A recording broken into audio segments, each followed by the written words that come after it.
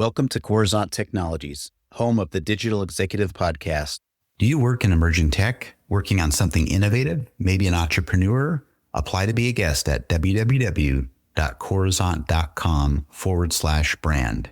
Welcome to the Digital Executive. Today's guest is Bradley Taylor. Bradley Taylor serves as the CEO and co-founder of Claricast, a predictive workforce intelligence platform. He has spent 25 years at the intersection of employee benefits, insurance technology, and revenue operations, and he's built his career around one recurring challenge: helping organizations make better decisions with better data.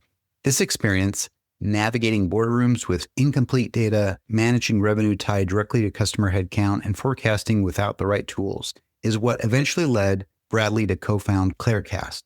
He didn't come to the problem theoretically. He lived it at scale across multiple organizations for over 2 decades. Claricast is a tool he'd wished he'd had. Well, good afternoon, Bradley. Welcome to the show. Thank you, Brian. Great to be here.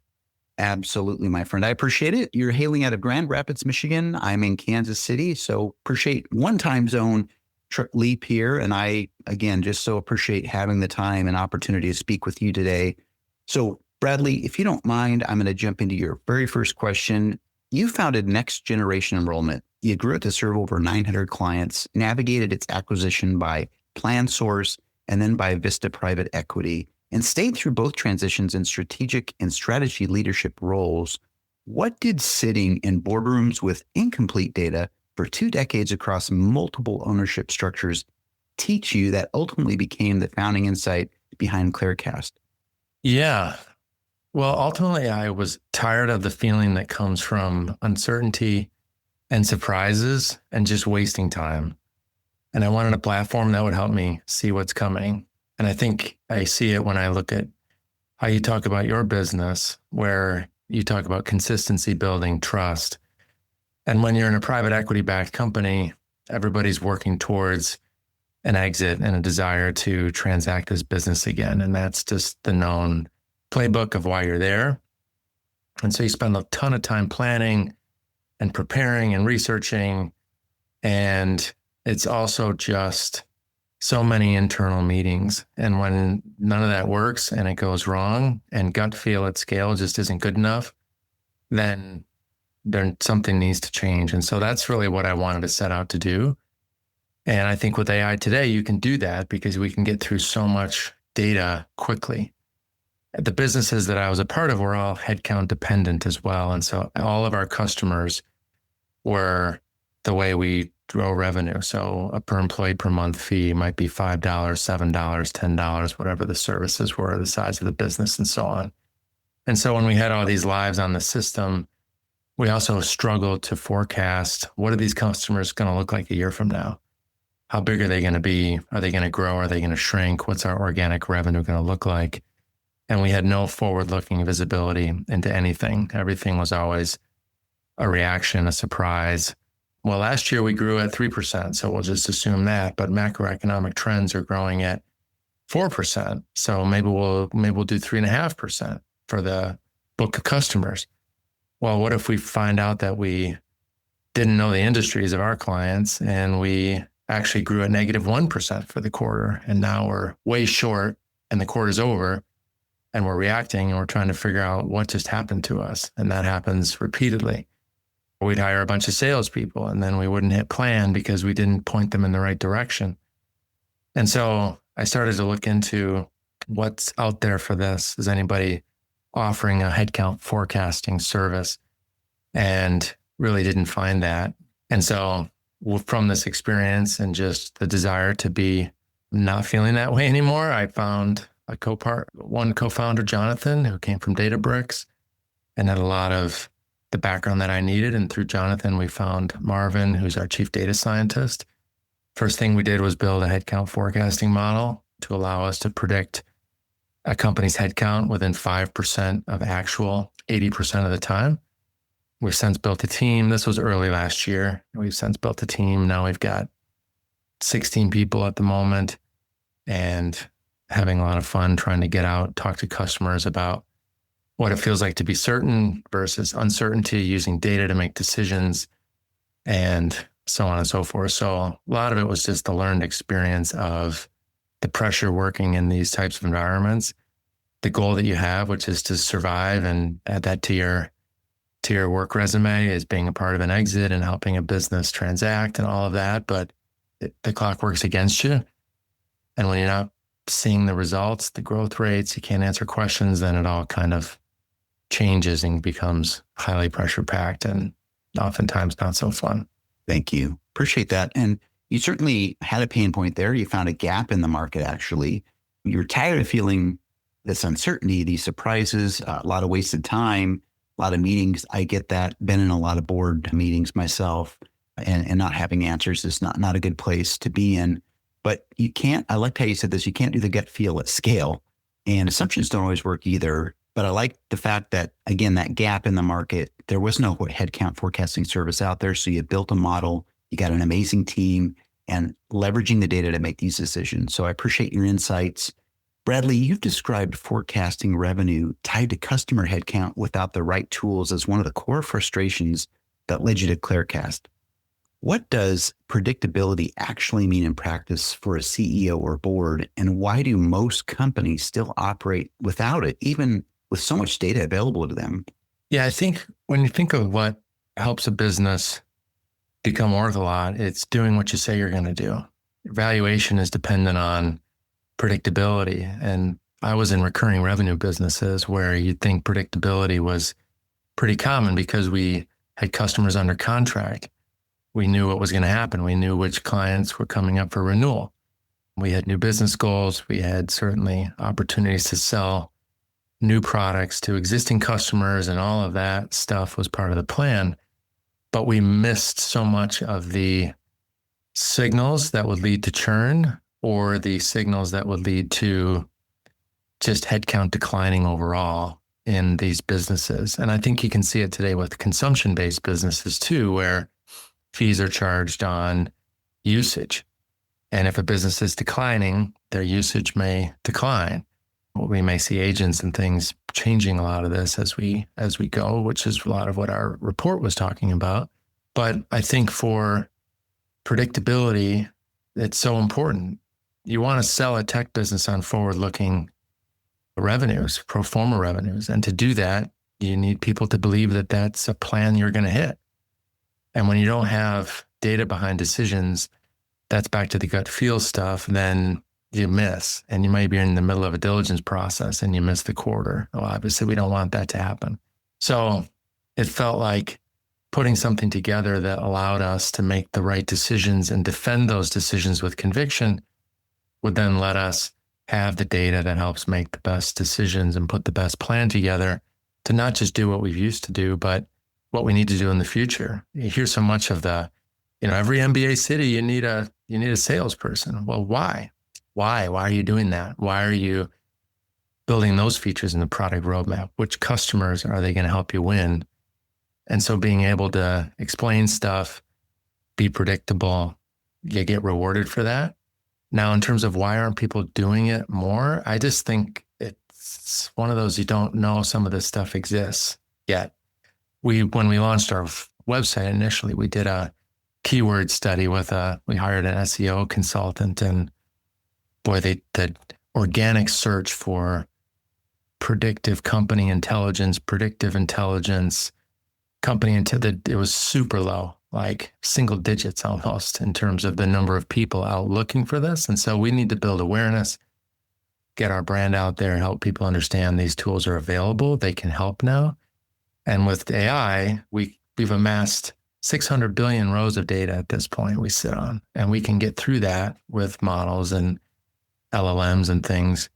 We do all this work on Databricks, so we can process this data very quickly, which is a new thing. You really couldn't do this before. You couldn't have millions of news articles and signals and millions of job postings and all of this stuff at scale to help understand what's happening in an industry, a geography. Why would we do this? So I think times are changing, and we've got to build our brand to get out there and make people know we exist. But ultimately, if we can help people sit in these meetings and present their plans, salespeople can be calling on the right customers where they're compounding their pipelines because they're forecasting into the right areas where customers need their services. these clients are going to grow over time. You have built-in headcount growth, all of that stuff, or usage. It really becomes meaningful. And then boards reward that. When you're predictable, you get so much more freedom. You get investment. You build trust.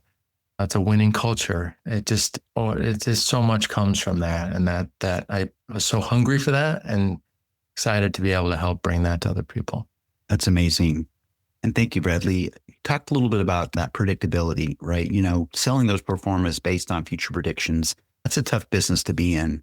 And so, you're actually using data to make these best decisions. And I liked how you talked about a few other things, including your SEO and brand awareness strategy. When you initially launched this, you could tell that there was just really not a lot of information about this out there. And you talked through that process of getting that brand awareness out there. And I think that's important. Absolutely talk about that all the time here on the podcast, actually. So thank you.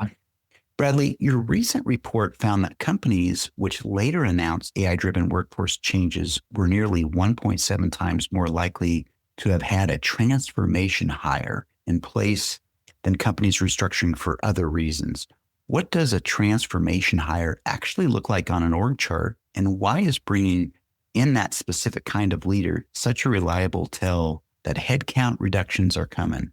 Yeah, it's a signal that we've found and we've been looking for. So as a predictions business, we have a hypothesis. The report, we tried to be clear in the report that we don't have any insider knowledge about any specific events and things. But when you start to see a transformational AI hire, like a chief AI officer or somebody who's put in charge to evaluate tools and create a unified approach, establish governance, security, that right there is a clear level of sophistication where a business is serious about AI. You wouldn't make that hire if you were just curious. You would hire a consultant. You would prompt it into Claude. But to bring somebody on full time as an experienced, seasoned executive, then that person's going to bring what we're seeing as likely change and I think the Meta case study is a great example that we outlined where they had this individual in place.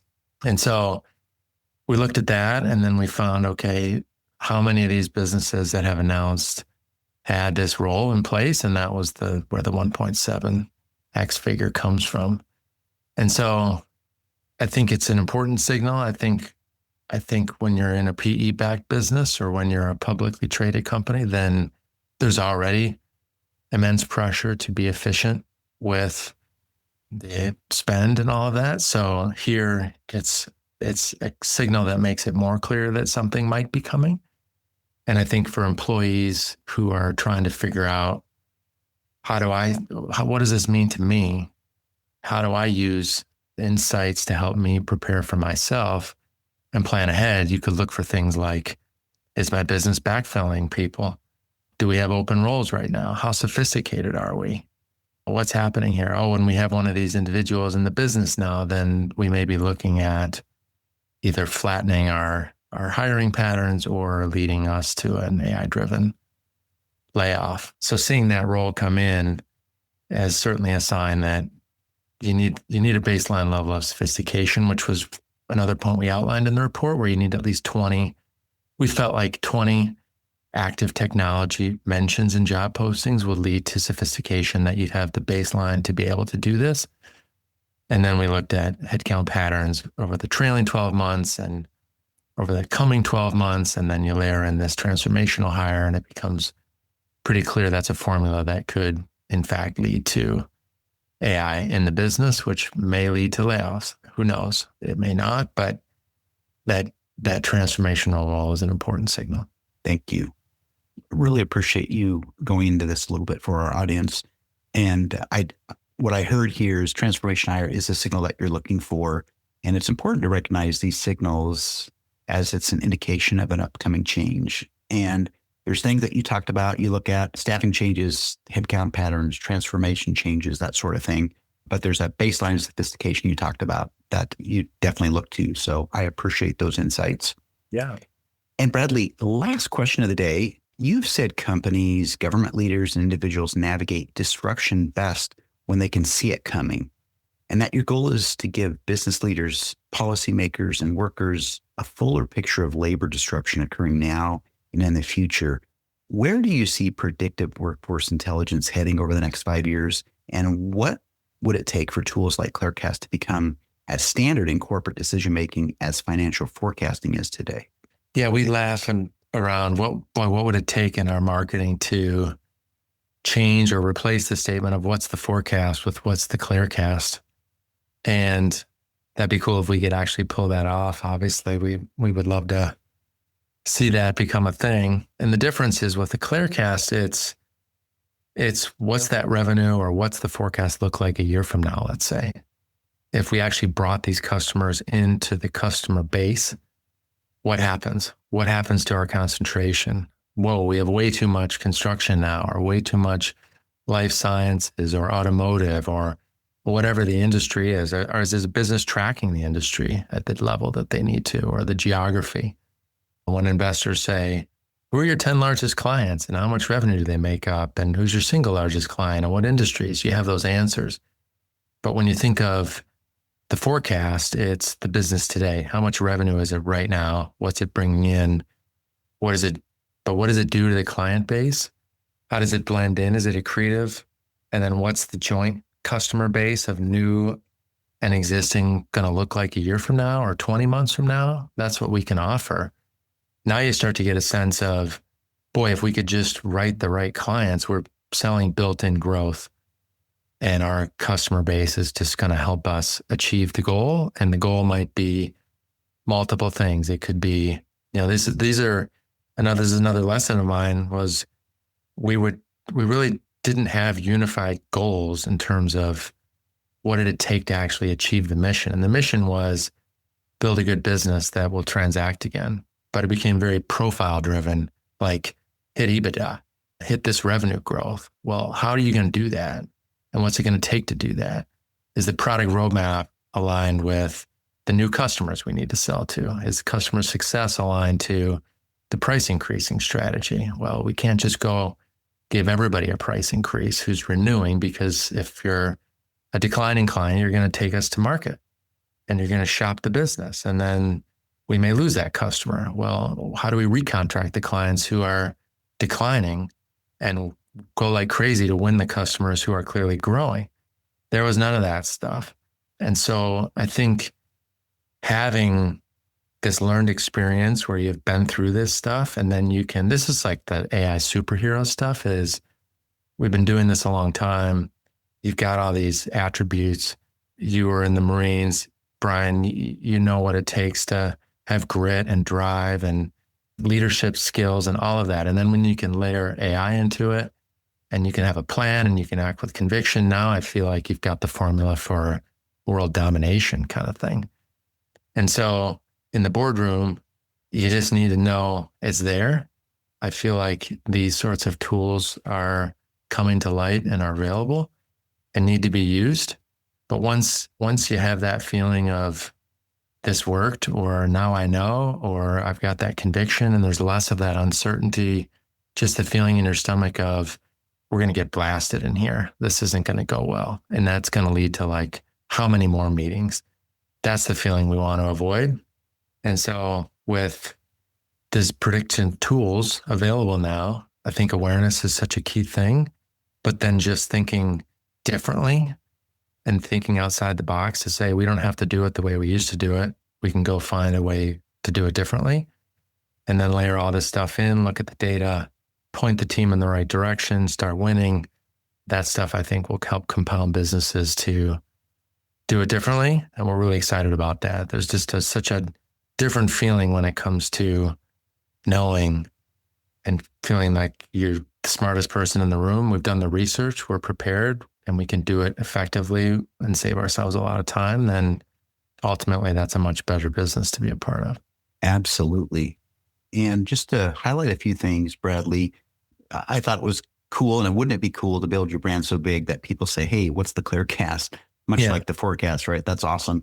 And you talked about just looking at things, predictability, what's the revenue look like in 12 months from now? And you talked about some data points, if you had the production roadmap, pricing structure, recontracting customers, et cetera, with all that structured data and AI, you can feel better about predictability. And when you're sitting in a boardroom and you're presenting, your forecast or your clearcast, there's less anxiety in the room and you feel good about what you're presenting. So I really appreciate your insights today.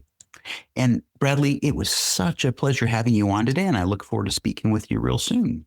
Thank you, Brian. Appreciate you having me on your show. Bye for now.